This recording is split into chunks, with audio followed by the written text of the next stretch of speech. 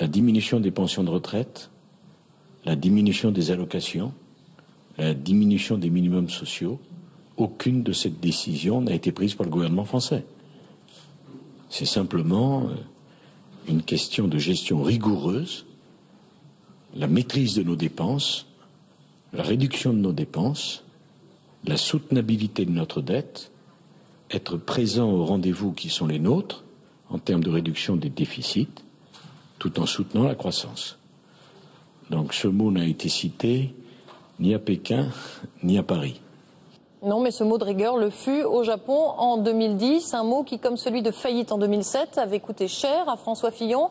Car si tous les économistes et politologues emploient aujourd'hui l'un de ces deux termes, rigueur ou austérité, François Fillon s'est employé à n'en prononcer aucun hier soir. 1979, 1983, 1995, la majorité au pouvoir a toujours fait attention à son vocabulaire avant une élection. Sophie Brune, Alain Locassio. Rigueur, vous avez dit rigueur. Hier soir, François Fillon s'est bien gardé de prononcer ce mot. Pourtant, il n'y a pas si longtemps, le Premier ministre n'hésitait pas à utiliser des formules choc, ce qu'il appelait alors un langage de vérité. Je suis à la tête d'un État qui est en situation de faillite sur le plan financier. Mais souvenez-vous, en 1976, Raymond Barre assume son rôle de père la rigueur. La France vit au-dessus de ses moyens.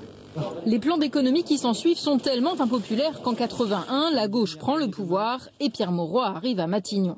Ce même Pierre Mauroy qui prend à son tour le tournant de la rigueur en 83. Appelez-le. Voilà la différence entre la rigueur de gauche et l'austérité de la droite. 3 ans plus tard, la gauche perd les élections.